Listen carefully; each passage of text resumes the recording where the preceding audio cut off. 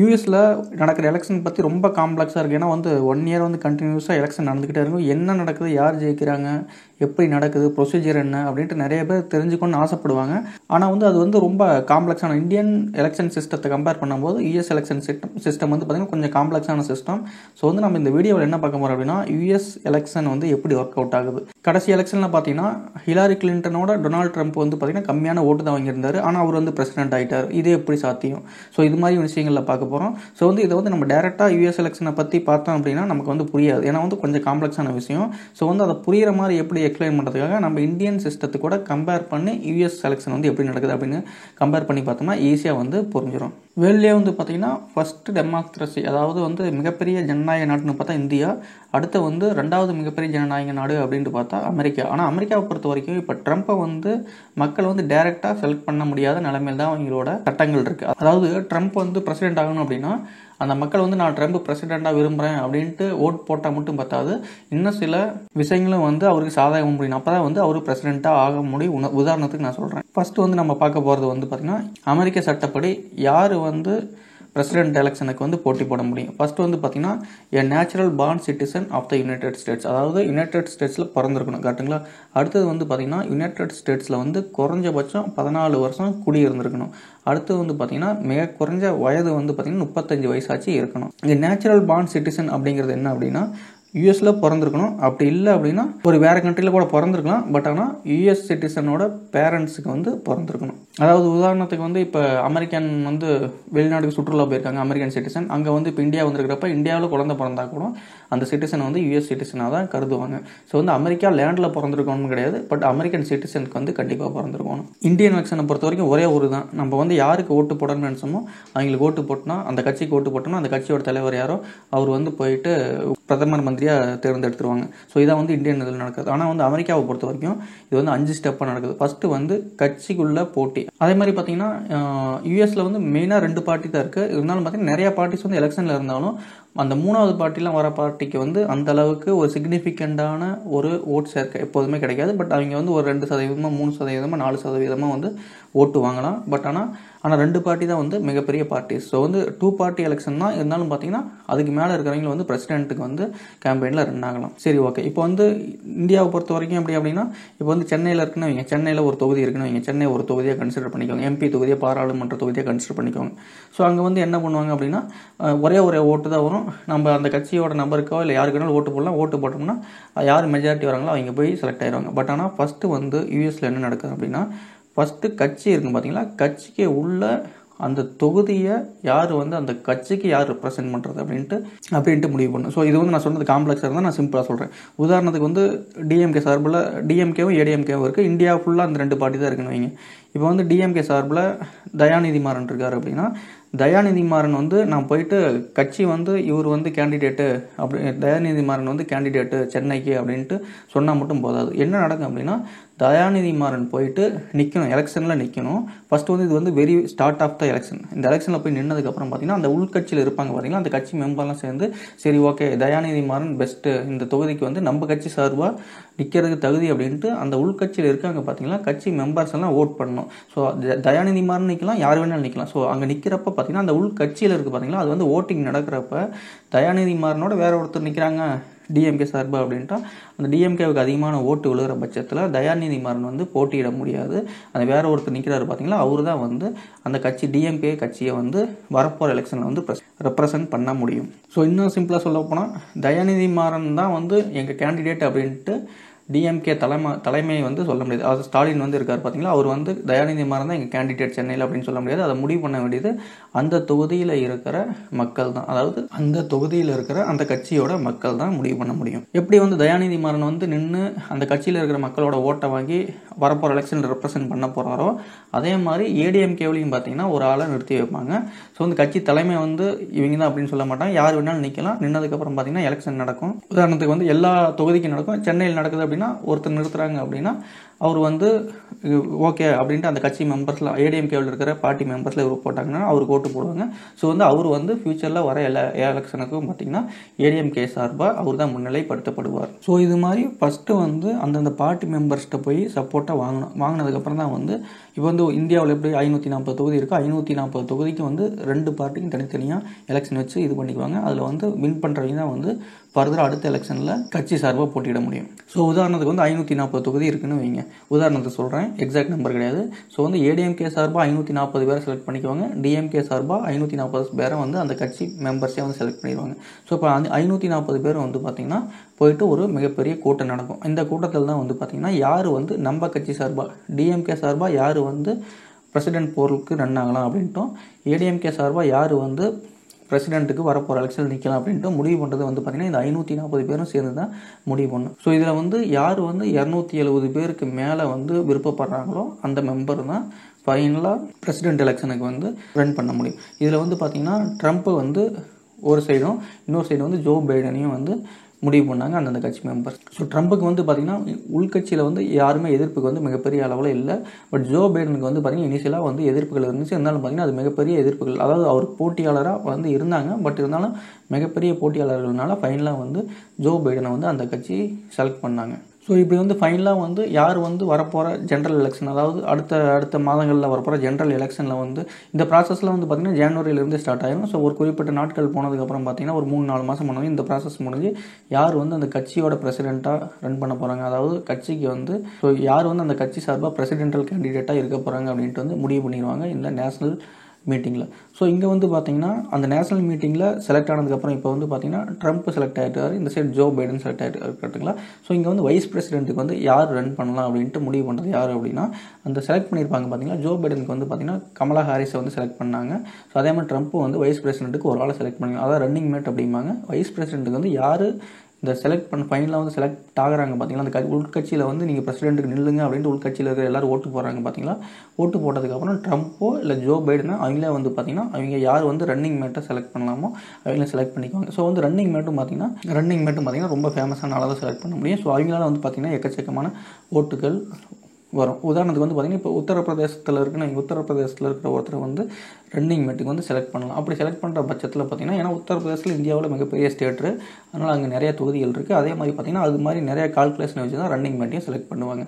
Joe Biden இந்த time வந்து பார்த்திங்கன்னா ஏன் கமலா ஹாரிஸை செலக்ட் பண்ணார் அப்படின்னா இந்தியா வம்சாவளி ப்ளஸ் வந்து பார்த்திங்கன்னா அவங்க வந்து பார்த்திங்கன்னா இந்தியாவிலேருந்து சென்னையிலேருந்து போயிருந்தாலும் ஃபர்தராக வந்து அவங்க மேரி பண்ணது வந்து பார்த்திங்கன்னா வேற ஒரு வம்சாவளியை சேர்ந்தவங்க. ஸோ வந்து எல்லா வெளிநாட்டவரையும் ரெப்ரசன்ட் பண்ணுற அளவுக்கு கமலா ஹாரிஸ் இருப்பாங்க அப்படின்னா ஜோ பைடன் வந்து ஒரு ஸ்ட்ராட்டஜிக்கலாக கமலா ஹாரிஸை செலக்ட் பண்ணார். ஒரு வழியாக பிரசிடென்டல் கேண்டிடேட்டை செலக்ட் பண்ணதுக்கப்புறம் என்ன அப்படின்னா ஜென்ரல் எலெக்ஷனை வந்து கேம்பெயினிங் ஸ்டார்ட் ஆகிடும். ஸோ இங்கே வந்து இந்த சைடு வந்து ஜோ பைடன் வந்து நிதி திரட்டுவார் கேம்பெயினுக்கு, ப்ளஸ் வந்து ஒரு ரேலிஸ் கண்டக்ட் பண்ணுவார், ப்ளஸ் வந்து டிவி டிபேட்ஸில் இது பண்ணுவார், மிக முக்கியமான பிரச்சனைகளை பற்றிலாம் வந்து அலசி ஆராய்ஞ்சிட்டு இருப்பார்.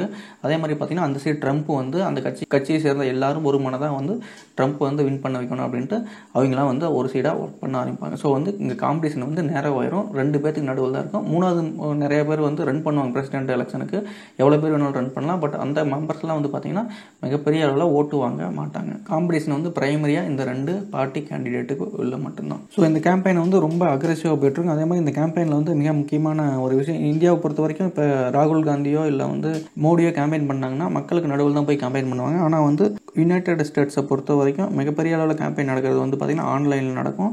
அதேமாதிரி ரேலிஸ் நடக்கும், ஆனால் மிகப்பெரிய அளவில் கிடையாது, மெயினாக ஆன்லைன் தான். அடுத்து வந்து பார்த்திங்கன்னா டிவி டிபேட்ஸ், அதாவது நேருக்கு நேராக வந்து விவாதம் பண்ணுறதுக்கு ரெடியாக இருக்கணும். நிறைய கொஸ்டின்ஸ் கேட்பாங்க, நிறையா கொஸ்டின்ஸ் வந்து ஆப்போசிட் கேண்டிடேட்டையும் கேட்கலாம், அதே மாதிரி அந்த கேண்டிடேட்டும் வந்து இந்த கேண்டிடேட்டை கேட்கலாம். ஸோ இது மாதிரி விவாதங்கள் வந்து மிகப்பெரிய அளவில் முக்கிய பங்கு வகிக்குது. ஸோ வந்து இந்த விவாதங்கள் இது எல்லாமே கண்டினியூஸாக போயிட்டுருக்கும். இதுக்கு நடுவில் ஒரு மிக முக்கியமான விஷயம் என்ன அப்படின்னா அமெரிக்காவை பொறுத்த வரைக்கும் யார் வேணாலும் ஓட் போடலாம். எப்படின்னா மெயிலே ஓட்டு போடலாம். மெயில்னால் நம்ம எப்படி அரசாங்க ஊழியர்கள்லாம் வந்து இன் பர்சனாக போய் போலிங் பூத்லேயே, அதாவது வாக்குச்சாவடியிலேயே போயிட்டு ஓட்டு போட வேண்டிய அவசியம் கிடையாது. அவங்களுக்கு வந்து என்ன அப்படின்னா ஒரு இது மாதிரி தருவாங்க, ஒரு ஃபஸ்ட்டே வந்து தந்துடுவாங்க. அதை வந்து நம்ம யாருக்கு ஓட்டு போடுறோமோ அந்த ஓட்டை பதிவு பண்ணிட்டு அனுப்பிவிட்டோம் அப்படின்னா எந்த இடத்துக்கு அனுப்பணுமோ அனுப்பிவிட்டோன்னே அங்கே வந்து கவுண்ட் பண்ணிக்குவாங்க. அது மாதிரி பார்த்திங்கன்னா அமெரிக்காவில் எல்லாத்துக்குமே இந்த ஆப்ஷன் இருக்குது.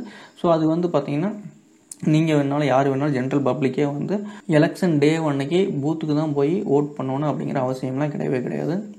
ஸோ எலெக்ஷன் நாளுக்கு முன்னாடியே பார்த்திங்கன்னா இந்த எலெக்ஷன் நாள் எப்போ வரும் அப்படின்னா எப்போதுமே நவம்பரில் முதல் செவ்வாய்க்கிழமை வரும்.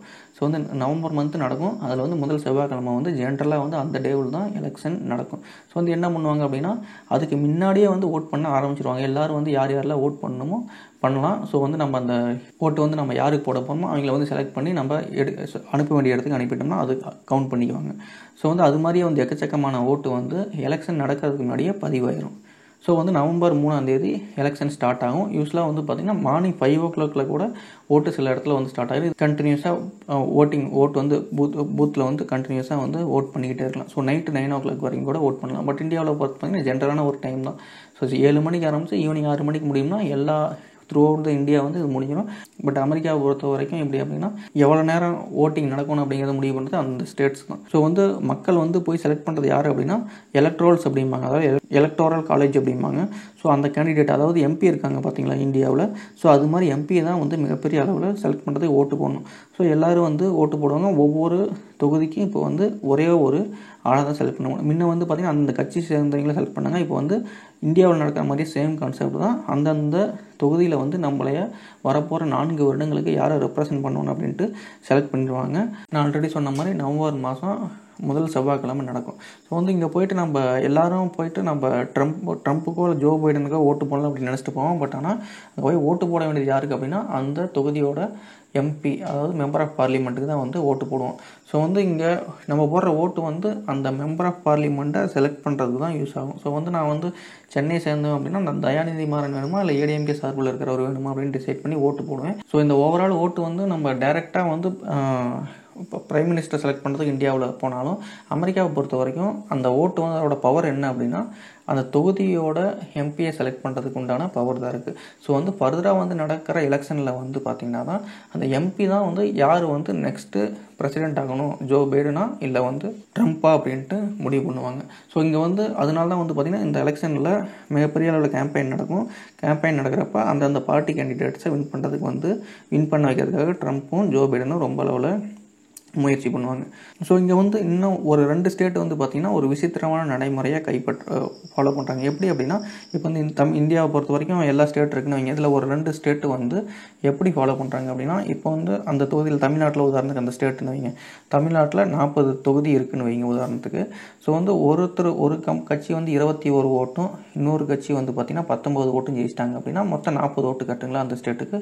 ஸோ வந்து ஒரு கட்சி 21 ஓட்டு ஜெயிச்சாங்க பார்த்தீங்களா, அவங்களுக்கு வந்து ஒட்டு மொத்தம் 40 ஓட்டும் போயிடும். ஸோ 40 ஓட்டும் வந்து யார் பிரசிடென்ட் அப்படின்ட்டு முடிவு பண்ணுறதுக்கு அந்த 40 ஓட்டுமே போயிடும். ஸோ அந்த 19 எம்பி செலக்ட் பண்ணாங்க பார்த்தீங்களா, அந்த 19 எம்பியோட ஓட்டும் வந்து வேஸ்ட்டு தான். இது வந்து எல்லா ஸ்டேட்டுக்கும் கிடையாது, ஒரே 2 ஸ்டேட்டுக்கு மட்டும் தான். மற்ற ஸ்டேட்டில் எல்லாமே பார்த்தீங்கன்னா அந்த 21 பேர் ப்ளஸ் 19 பேர் எல்லாமே அந்த 40 பேரும் சேர்ந்து பிரசிடென்ட்டுக்கு எலெக்ஷனில் ஓட்டு போடலாம்.